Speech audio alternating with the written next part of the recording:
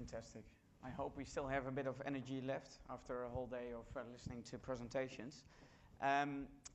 What Vanessa and I want to do today is we're not going to show you any pictures or whatsoever. We really want to talk about the change journey and hopefully fill you in with what does it mean if we hear all this great technology and what you can do with buildings. How do we get our people ready to really work in a different way? So hopefully today the business case, the case study of CBA will give you some insights on that. I just want to reflect on a couple of things that we heard today. We talked about thin buildings and what can technology do for us, what can government do for us. I think the government is an interesting aspect in this as well. As you can hear, I'm Dutch, and what's happening in the Netherlands at the moment is that flexible way of working, activity-based working is really becoming mainstream. And now even the government is thinking that they have to put in a law that enforces employers to provide their employees with flexible working times or working from home. So it is mandatory. I think that is the wrong way to go, to be honest. I think it's really up to organizations and to really think through, what can this mean for us and what would we'd like to do to create the future. I also want to reflect on, we heard about Gen Y and how Gen Y is taking up technology more so than others.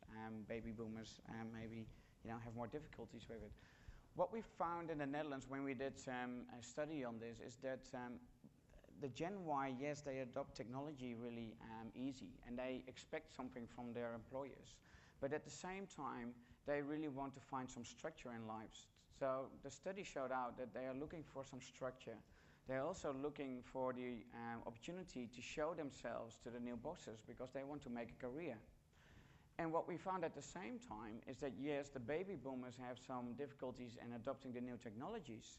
But absolutely, what have I heard many people saying, I feel really, really enlightened by the fact that I've got freedom of choice for the first time in my 30-year career. I can choose where and when I want to work. So I just want to make sure that we don't have the misconception of what the Gen Ys and what the baby boomers expect from what we're doing. I'll just quickly go through the slides, and to be honest, we've heard a lot today, so most of these slides are almost outdated. But the Veldhoen & Company philosophy does truly come back to that industrial revolution where we built the factories and we asked everyone not to stay at home anymore but to come to that factory. And what we've done after that is we put offices on top of it. And quite frankly, still many organizations treat their office and office workers as a factory. They are processing, they need to do what they have to do to make a profit for the organization. Bottom line, that's all what is important. And what we really would like to see, and I'm hearing fantastic case studies today, is that the whole workforce in Australia becomes empowered in how they do their work and how they can be efficient, but also in a way that they feel satisfied and that they're really engaged in what they do. And there are too many organizations still out there, like I said, who probably focus on how can I increase productivity and how can I reduce my cost. And both of them are absolutely fine and good in your business case. But what we really want to look and focus at is what is truly the authentic vision and the business strategy that you are following and that will determine how you want your workforce to be working. And that means that you really have to go a couple of steps back and don't get rushed with everyone who wants to jump onto it and we know all how to design it. It's really going back with your senior leadership teams. What is it that we want to create here? And I heard today also a bit of the language like, we're missing out and the technology is evolving so fast. My question would be, are we missing out is a bit of a negative mindset. What do we want to build in the future? Who do we want to be as an organization, as a community, is probably the better question to ask. I'll skip that one. I think we've heard a lot about activity-based working. The key things that it comes down to is freedom of choice. Can we break down the barriers physically as well as virtually to truly, truly give people the freedom of choice. But there's one other barrier that we should be mindful of, and that is the way how we lead people. And we've heard today about why people come to the office. I think we missed a very important one, is that we still have leaders who want to control their people and who want to know what their people are doing, and they want to have line of sight. And that's also a reason why people do show up in the office. So I think that is one of the first things that you have to work on if we really want to make this successful. So it really has to be embedded in the way we work as an organization and the way we lead people. And then the technology in the physical environment, yes, that needs to support this new way of working. But it's just the last piece of the puzzle. Connecting people is the logical next step, you could say. If you make people more flexible, in principle, you're breaking up teams, you want them to connect with other teams, etc. How do you keep then the connection and the cohesion with your own team? Because we're still human beings and we like to feel connected, as we've heard today. So that is probably what we need to balance out at the same time. And in the end, we like to make work more enjoyable and effective for the employee, and then as a result for the organization, and not the other way around. I think if we've got satisfied and engaged employees, you will get better client service, and therefore you will have better results as an organization. Interpolis in the Netherlands has proven in the last 15 years that this is a viable model over the longer term. And I just want to say one thing about Interpolis. In 1995, if you just remember what technology we had available in 1995, and still we were introducing activity-based working with everyone working in a flexible way. So what I'm saying is technology, yes, is very important, but if you've got the guts as an organization to work in a different way, and you truly believe in this, you can make it work even without that technology. We sometimes use technology as an excuse instead of an enabler for what we're doing. I think you've heard enough from me and Veldhoen & Company. You probably like to hear, from Vanessa, how does it work in practice? Okay, so I'm going to give you a little insight into the latest chapter of CBA's workplace journey. And I say it's the latest chapter because we've been renewing our workplace portfolio probably for the last 5 to 8 years. And it's taken a number of different steps. Predominantly it's happened in the Sydney metropolitan area. And it started, I suppose, in Parramatta and then through Olympic Park and Darling Park. And we had one last piece of the puzzle to complete. And we were looking at a building at Darling Quarter. And it was quite a large facility. It was going to be home to over 6,000 of our people. And we were starting to look at the design of it. And the team went abroad and they met Luke and Louis and the partnerships and came across activity-based working, and they brought it back to Australia to our head office to have a look at it. And what I want to describe now is the journey that our senior managers and all of our managers in fact went on in making a decision as to whether we were going to adopt that or not, what sort of engagement we did and what the change journey looked like. So I'm not going to show you glossy photos of the building. I'm not going to get too deep into the design and the elements of design. I'm not going to go deep into the IT solution, but what I will do is take you deep into our change management journey. I'm happy to share with you any aspect of it, and I'll do it as quickly as I can because I know I am the last speaker of the day. So we went and interviewed all of our senior managers, and I'm talking the top 50 of the organisation, and we're an organisation of almost 50,000 employees. These top 50 are our executive general managers, 27 of whom were going to move into this new building. And what we wanted to know from them was activity-based working going to be successful for their business? Did it align to the strategies that they had in place? Would it deliver them the outcomes and the KPIs that they needed to deliver for their individual businesses? Did it align to the culture that we aspired for as an organisation? Would it help us deliver the leadership capabilities that we knew our people of the future needed to have? We knew, and we were already working towards developing a culture and an environment that was innovative, that was focused on our customer, that had high levels of collaboration and enabled high-performing teams. We wanted greater transparency for our people. We wanted efficiencies, not only from our workplaces, but from every form of asset that we touched. We, like our peers, were all out there trying to capture the hearts and minds of the customer. You know, Australian financial services is a finite market where there's a number of players, despite what the media tells you, and we're all after the similar customer base. So that was the platform on which we went and had these discussions. And what we found from our people was, or from our leaders, was that they were willing to adopt activity-based working on the premise that they could see how it would empower and further engage our workforce, how it would enable us to become an employer of choice into the future, how it would actually support the employee value proposition. So they were some of the reasons that we chose to go down this path.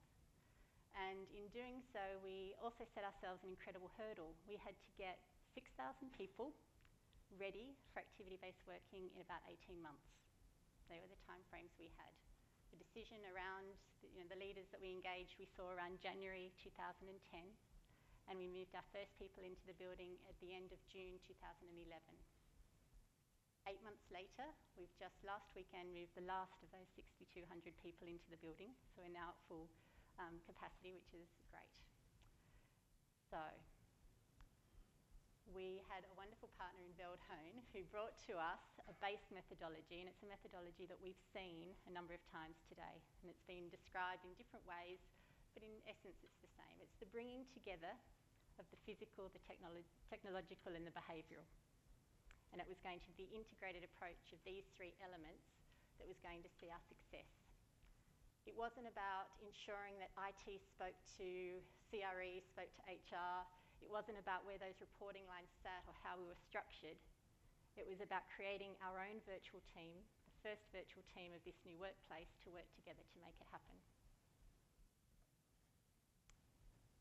And we knew that there were going to be a series of levers on which we could pull to influence how well we were able to deliver the outcomes that our managers told us that they wanted. We knew that we were going to have to influence the way technology was used, the levels of flexibility adopted, the levels of mobility that they were going to be comfortable having within their team environments. We're going to have to become more paper independent, not paperless, but more independent of paper, and we're going to have to be able to influence collaboration. And from all of that, we had hoped, and we have seen that we have influenced our productivity, our customer outcomes, the level of employee engagement and satisfaction with not only the CBA as an employer, but that specific workplace. And we've had some harder metrics around our accommodation efficiency, our cost of churn, and our impact on the environment. It was a cultural shift, and I've popped up here, I suppose, the 5 key areas that we were shifting. And again, a number of them have been spoken about today, and a lot of them aren't new. And I pose to you that none of these really rely on the physical. I ask you the question, could you make this cultural shift without changing the design?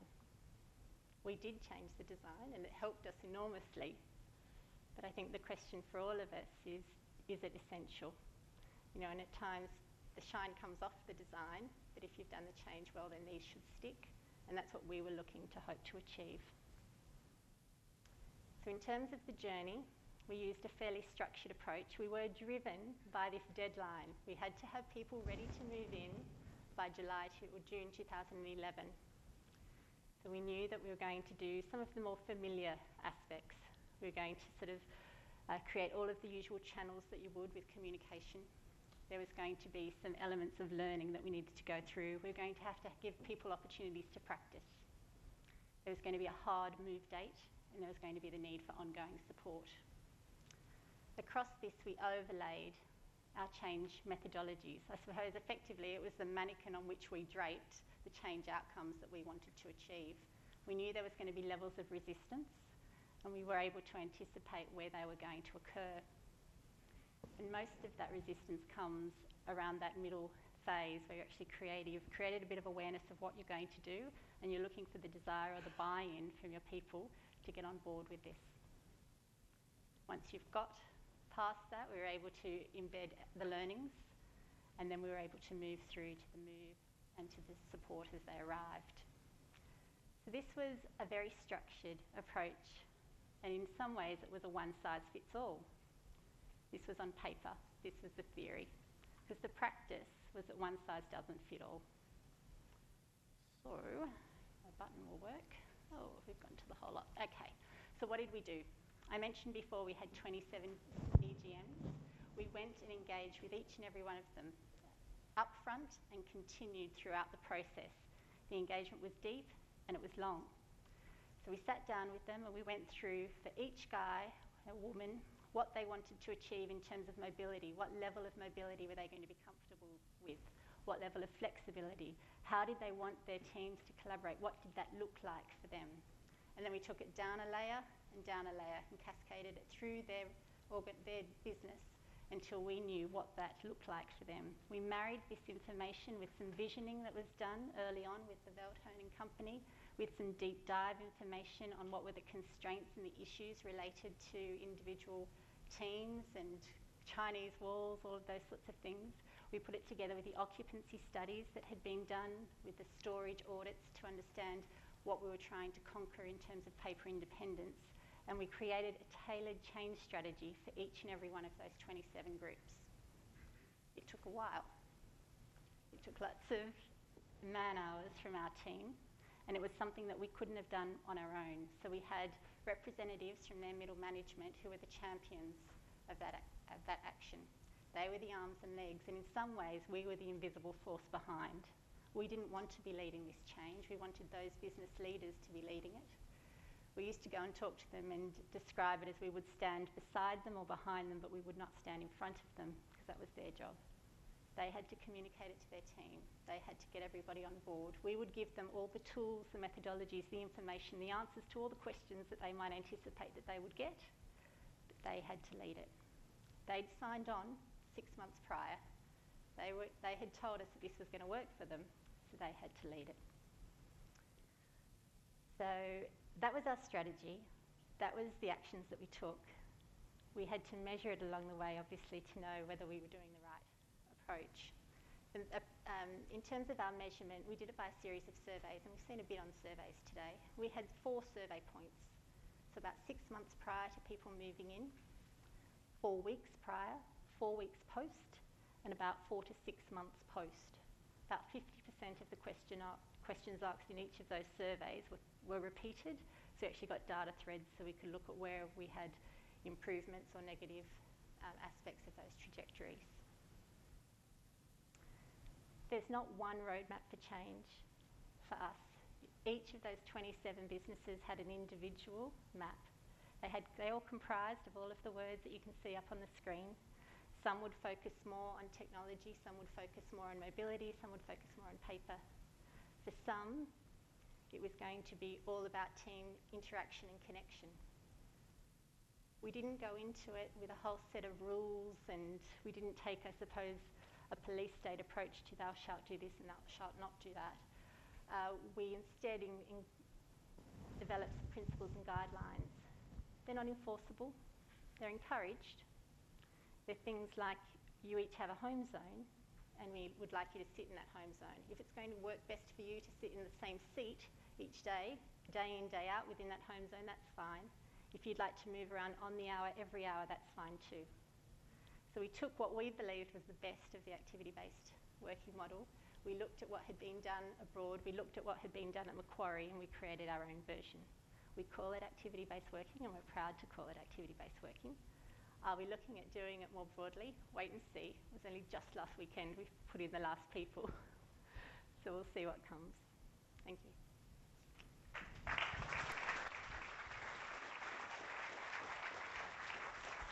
Excellent. Thank you. Good double act there. So interesting to see the different flavours of how these broad concepts can be applied. And I think that's really important because your bank has a different identity to the others that we've heard being talked about today, and the flavour absolutely has to match that if you're going to get that stickiness and enable any of the change to get, real traction in the long term. So what I'd like to do now is, Kate,